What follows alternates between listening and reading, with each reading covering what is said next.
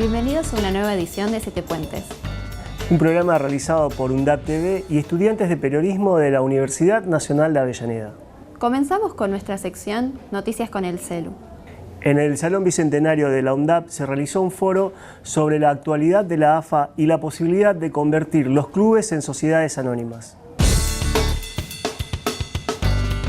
No desconozco los argumentos ni los niego, no desconozco el dinero que mueve el fútbol, no desconozco lo que acaba de poner de manifiesto el recaudador público, el doctor Abad, por el que siento mucho respeto, fue compañero mío de gabinete.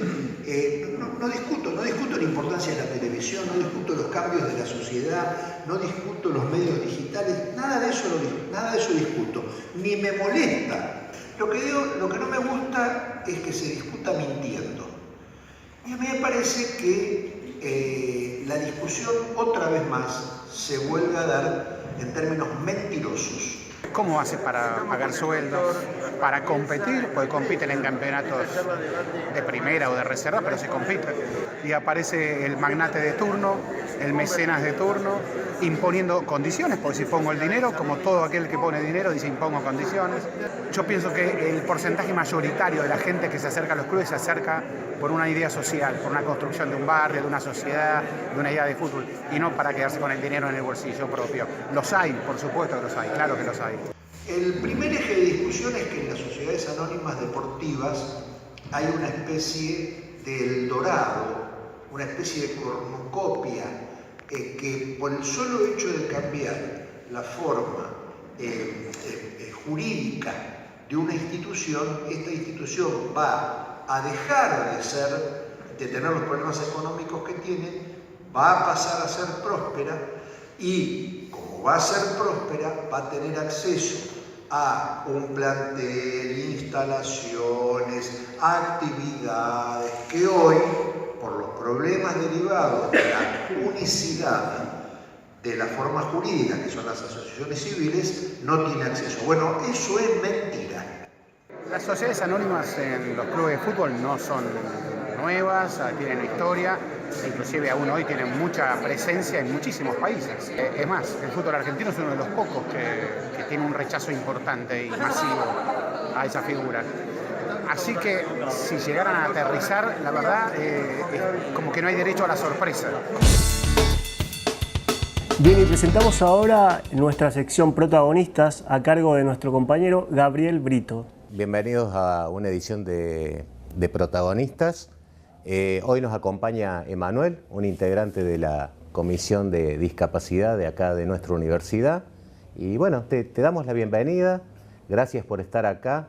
Contanos, ¿qué es lo que hace la comisión? Gracias por la bienvenida. Contarles que en la universidad existe la Comisión de Discapacidad, que depende de la Secretaría de Bienestar Universitario. Lo que hacemos básicamente es tratar de mejorar lo que tiene que ver con la accesibilidad para las personas con discapacidad en la universidad, ya sea desde el punto de vista planificando cuestiones que tienen que ver con el acceso, edilicio, de movilidad y todo ese tipo de cuestiones. Y también, que es lo que más en lo que más estoy, digamos, metido, que tiene que ver con la parte de la accesibilidad con respecto a los materiales, sobre todo de las personas ciegas, para que puedan tener la posibilidad, o podamos tener la posibilidad de tener los materiales en tiempo y forma, en audio, en braille y sobre todo en digital, ¿no? Que es quizá lo más rápido para cuando, por ejemplo, tenés una materia que estás cursando, tenés la posibilidad de tener material en digital para que el software de la computadora te lo lea. Nosotros, las personas ciegas, por ejemplo, usamos un lector de pantalla, que es el que nos va describiendo todas las cosas mediante una voz sintética, y lo que hacemos es pasar los textos a Word, tratando de que estén corregidos y digamos, porque a veces pasa de que hay algunos textos que se escanean y quedan bastante mal escritos, se entienden mal porque muchas veces aparecen como imagen y los tenés que convertir, o si no, aparecen con errores al no estar tipeados y no ser escaneados, muchas veces la máquina toma símbolos o te pone, en vez de ponerte letras, te pone símbolos, depende también cómo sea la calidad del papel, si es que lo escaneaste o la calidad de imagen, si es que es un archivo digital ya digitalizado anteriormente con otros fines, ¿no? Emanuel, y para eso necesitan voluntarios, ¿no? Sí, nosotros estuvimos recorriendo las aulas el cuatrimestre pasado buscando voluntarios que nos ayuden a corregir los textos. Y bueno, la verdad que hubo bastante gente que escribió al mail de la comisión, se interesó. Y bueno, muchas veces también pasa de que todos tenemos actividades y todos puede ser descontinuado, por eso constantemente estamos pidiendo y necesitando voluntarios, porque esto es una tarea que para las personas que estamos cursando las carreras las necesitamos constantemente y a veces todos no lo pueden hacer, por eso siempre una mano que se pueda sumar es muy bienvenida en estos casos. ¿Y cómo se puede hacer, digamos, para ponerse en contacto con la comisión? ¿Vienen acá a Bienestar? Sí, pueden venir a la Secretaría de Bienestar o comunicarse, escribir al mail comisiondediscapacidad@undab.edu.ar, comisiondediscapacidad@undab.edu.ar, o comunicarse con la gente de Bienestar y decir que necesitan o que les gustaría formar parte del voluntariado de la Comisión de Discapacidad. ¿Qué carrera estás haciendo? Yo estoy haciendo una carrera de periodismo, licenciatura en periodismo, acá en la UNDAB.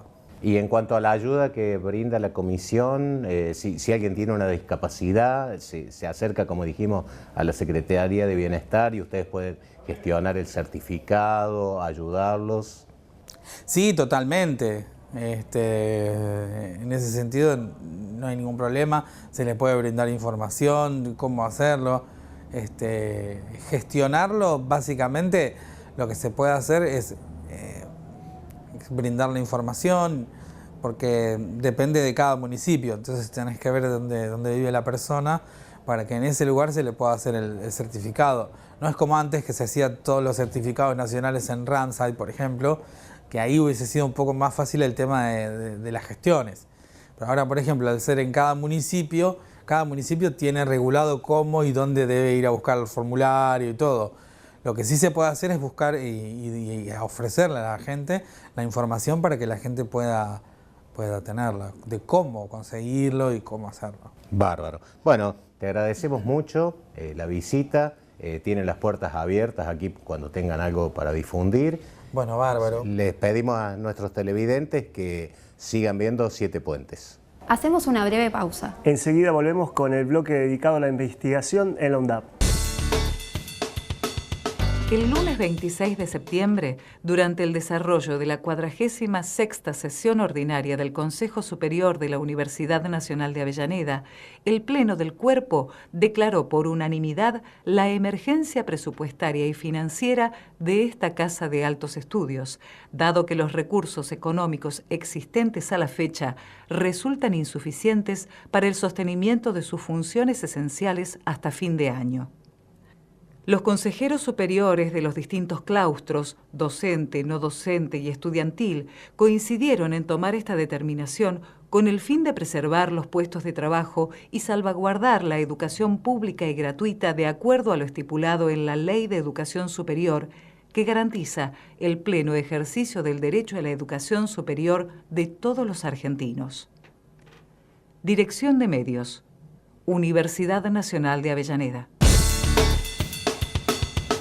Comenzamos con el bloque de ciencia en colaboración con la Secretaría de Investigación. Hoy entrevistamos a Guillermo Quiña, sociólogo e investigador de la Universidad Nacional de Avellaneda. Asimismo, es doctor en Ciencias Sociales. Bienvenido, Guillermo. Gracias por la invitación. ¿En qué proyecto estás actualmente? ¿De qué se trata? Yo actualmente estoy en dos proyectos.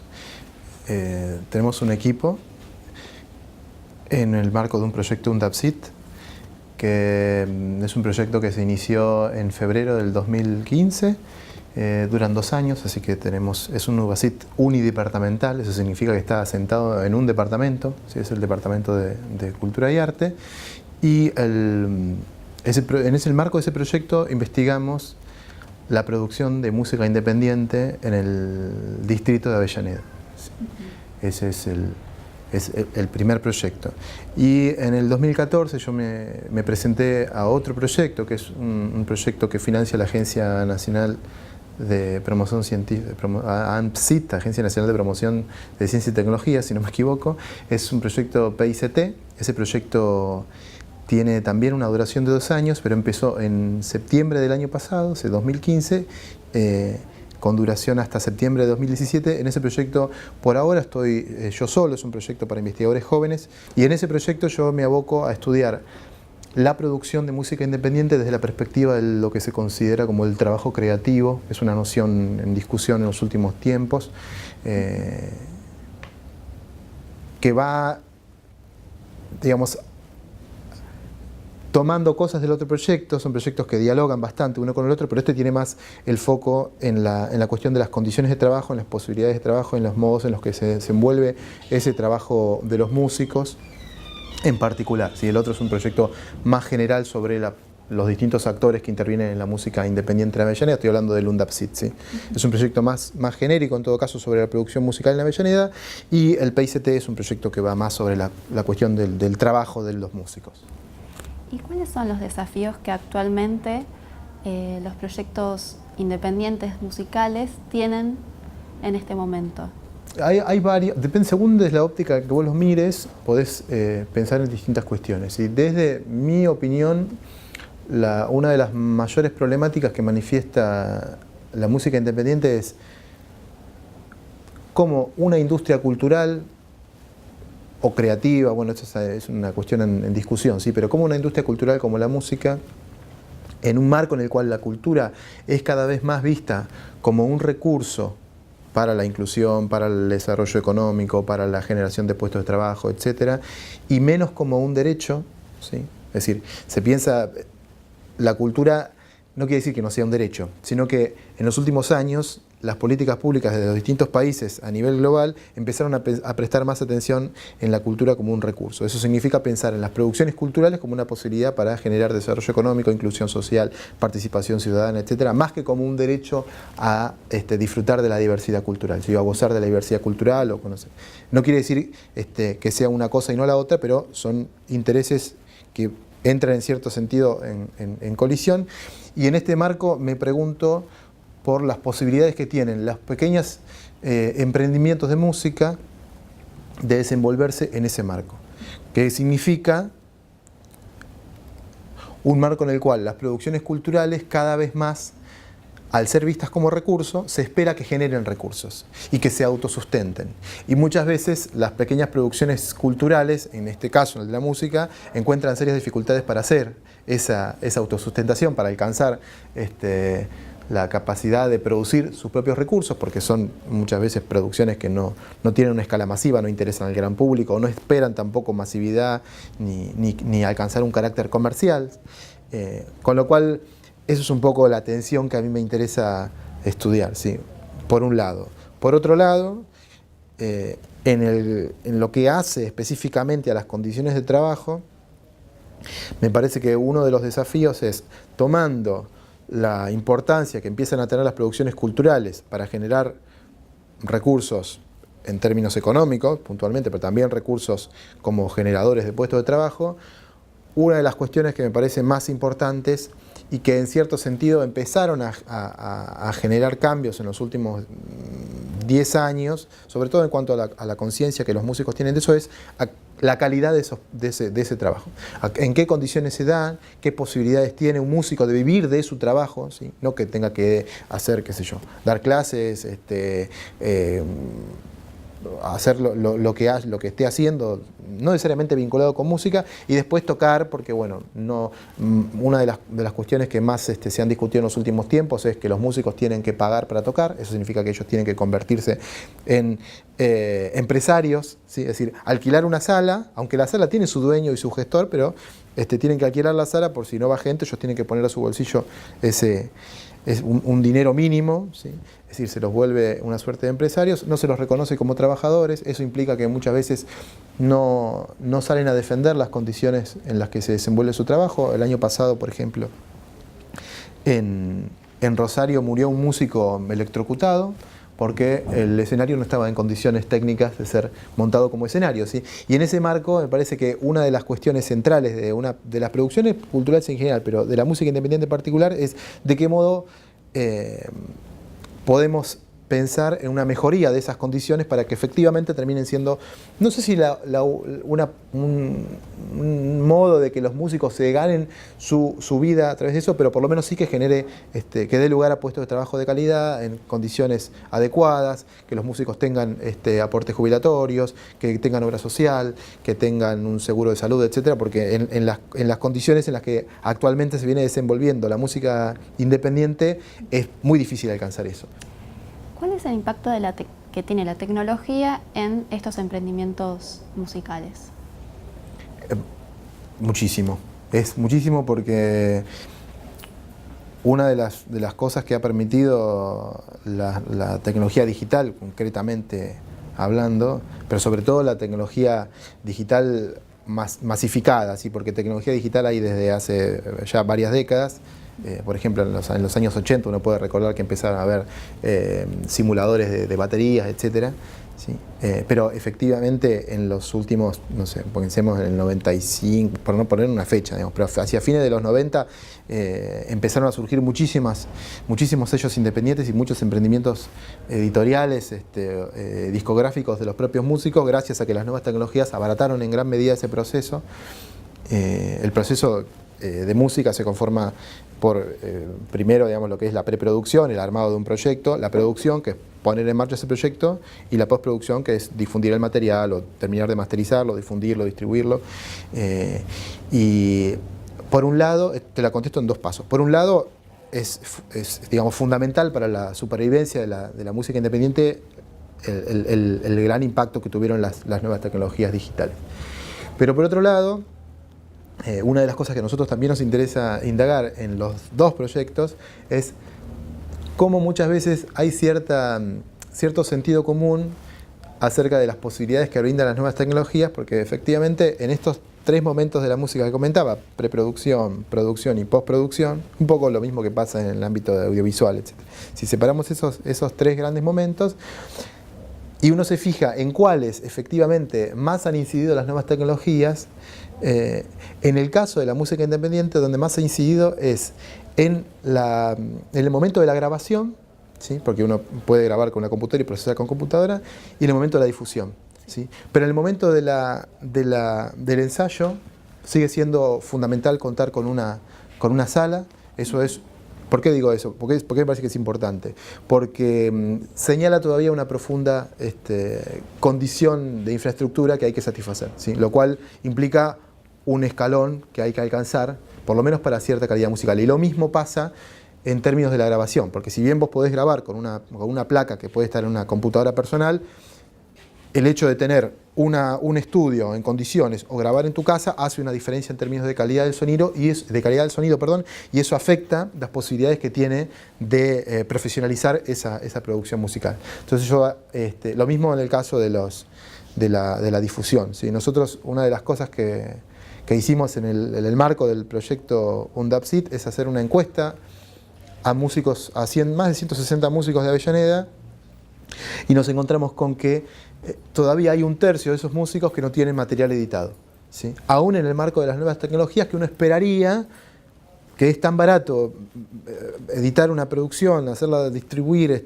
a través de YouTube o de cualquier otro medio, que nos sorprendió mucho eso, y a la vez nos sorprendió mucho también que las tecnologías específicamente de procesamiento del sonido, de masterización, de mezcla, de ecualización, son usadas por un número muy reducido de músicos. La mayoría usan las nuevas tecnologías solamente para difundir trabajos ya terminados. Entonces, a nosotros nos parece que eso todavía siembra o plantea la necesidad de pensar en qué medida las nuevas tecnologías vinieron a transformar las posibilidades que tienen los músicos independientes de llevar adelante su trabajo, porque en gran medida reproducen muchas de las desigualdades que ya existían antes de las nuevas tecnologías. ¿Cuál es la importancia que los estudiantes se sumen a estos proyectos de investigación? Para mí es central.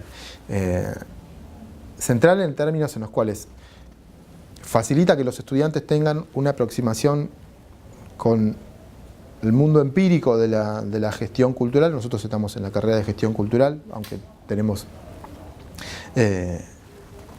los proyectos son un entramado de disciplinas. Nosotros planteamos nuestros proyectos desde aporte de la sociología del trabajo, de la sociología de la cultura, de la antropología cultural, de la gestión cultural puntualmente. Y nos parece que el espacio que brinda un proyecto de investigación es fundamental para lograr una aproximación profesional frente a una realidad concreta que se encuentra en permanente transformación y que te permite volcar en la práctica un conjunto de conocimientos que son vistos durante la carrera, pero en un movimiento concreto, ¿sí? Hay que hacer entrevistas, hay que buscar datos, hay que hacer observación, hay que hablar con los músicos, hay que hablar con otros profesores, a ver qué sugerencias tienen respecto de una determinada cuestión, ¿sí? Hay que realizar talleres. Nosotros armamos hace poco un taller con los músicos de la Unión de Músicos de Avellaneda, que son quienes nos ayudaron muchísimo para hacer este relevamiento de encuestas que te había comentado. Y esos espacios de intercambio con quienes efectivamente gestionan cultura a nosotros nos parecen muy importantes, y sobre todo yo tengo recuerdo de cuando yo estudiaba sociología, las materias más tediosas eran metodología de la investigación, ¿sí? Cualitativa, cuantitativa. Y la verdad es que haber participado en proyectos de investigación me cambió un poco esa perspectiva, ¿sí? Porque las materias eran tediosas, pero después era fantástico lo que vos podés lograr con las herramientas que aprendés, de las que efectivamente aprendés, ¿sí? Cuando las pones en movimiento. Entonces me parece que cumple un rol muy enriquecedor en cuanto a la formación del gestor cultural, ¿sí? O del estudiante en términos generales. Digo el gestor cultural porque estamos en la carrera de gestión, pero cumple un rol central en la formación académica, la participación en proyectos de investigación, ¿sí? Por las distintas tareas que involucra, porque te obliga a leer, te obliga a escribir, te obliga a compartir lo que haces, a establecer contacto con otros actores, a quienes vos estás entrevistando o observando, o estableciendo distintos vínculos en relación con algún objeto concreto, como en este caso es la producción musical independiente, ¿no? Finalizamos con el bloque de investigación. Seguimos con el programa. Se reunió el Consejo Superior de la Universidad Nacional de Avellaneda en las instalaciones de la Escuela Secundaria Técnica de la UNDAP. El presupuesto que está relacionado con educación superior siempre para las universidades está muy acotado y se toma como que el estudio universitario es para los que pueden financiárselo. Y yo creo que tenemos que tener una política de Estado desde las universidades tomando el planteo para la vinculación, y principalmente porque la educación superior y la educación en sus términos generales es un derecho humano, no es un derecho que pueden tener determinados sectores sociales. Es muy importante para todos los no docentes que concienticen que es importante que para poder llevar adelante la educación pública y acompañar junto con las universidades todo este proyecto que tardó en gestarse 12 años y que hoy por hoy lo quieren tirar abajo como si fuera un castillo de los viejos ladrillitos, hay que concientizar mucho en eso. Y es importante que todos los no docentes de la universidad tengan conciencia de que hay que capacitarse, hay que estudiar y hay que saber gestionar. De acuerdo a las palabras que hemos tenido del señor rector, tanto con una reunión extraoficial y en forma muy amigable con el cuerpo docente de la escuela, que obviamente está muy preocupada, son buenas noticias, todas son buenas noticias. Y aquí también lo hemos escuchado en el Consejo Superior, reiterando también de que, que vamos a tratar de garantizar la continuidad, no solo de la escuela, sino de todas las áreas y de todas las carreras que la componen la Universidad Nacional. Una reunión de Consejo Superior acá en el colegio es muy simbólica, realmente muy importante, tanto para los docentes como para el director, los vicedirectores, los chicos mismos, la gente, los trabajadores de la escuela, Nosotros teníamos el compromiso de hacer una reunión en cada uno de los edificios y estamos cumpliendo con ello.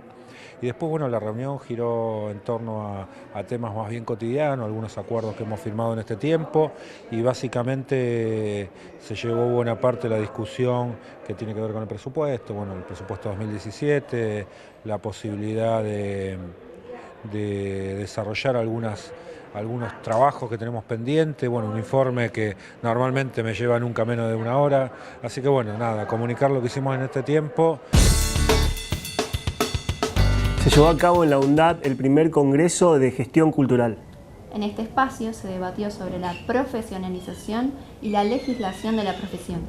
Nace este congreso desde un primer proyecto llamado Día de la Gestión, que se llevó adelante el 16 de octubre del ciclo 2015. Ese Día de la Gestión fue una idea que trajo un estudiante, que la charlamos y la propusimos con una convocatoria que hice al interior de la carrera, y fue aceptada por un grupo de estudiantes de diversos momentos, digamos, de tránsito de la carrera, y empezamos a trabajarla. Para eso le pedí seguimiento, acompañamiento y asesoramiento a un grupo docente. En realidad es extensiva la invitación a toda la carrera, a todos los docentes de la carrera, y siempre hubo un docente particular que es el que lleva hoy el nombre del Congreso y que acabamos de hacerle el homenaje, que es Fernando de Sousa, que desde el primer momento estuvo presente junto con Úrsula Rucker. Fueron los que dieron cuerpo a esa idea, acompañando a los estudiantes para que se transforme en un proyecto. Es un espacio pedagógico, un espacio complementario, como decía hoy Hugo Aramburu, que ya esto lo reconocimos el año pasado con el Día de la Gestión. Y bueno, una oportunidad para reflexionar acerca de temas muy importantes, muy sustantivos de nuestro quehacer, de la gestión cultural, la profesionalización, el rol del gestor, la legislación. Así que en ese sentido me parece que es un espacio muy valioso, vinculado con lo que yo voy a tener que ver hoy acá. Te cuento que por un lado, a la tarde estoy haciendo de moderador de la presentación de la ley profesional de la gestión cultural, una propuesta que surgió de la UNDAP, que la trabajamos junto con el decano y con otros docentes de acá, y bueno, tuvo buena acogida y ya tiene ingreso en la Cámara de Diputados. Y bueno, ahí esa ley va a brindar por primera vez en nuestro país, y creo que en la región y en muchos lugares, un marco general de qué es esta profesión. Y ahora presentamos una nueva sección en la cual estudiantes de la universidad cuentan su experiencia. En este caso escuchamos a una estudiante de la licenciatura de Periodismo en una producción de nuestra compañera Laura Torres. El proceso de la carrera es algo más bien progresivo. Uno, si sigue el plan de estudios, las carreras te van brindando de manera escalonada las herramientas y los elementos que uno va trabajando a lo largo que va transitando la carrera. Lo que destaco son las prácticas que hay.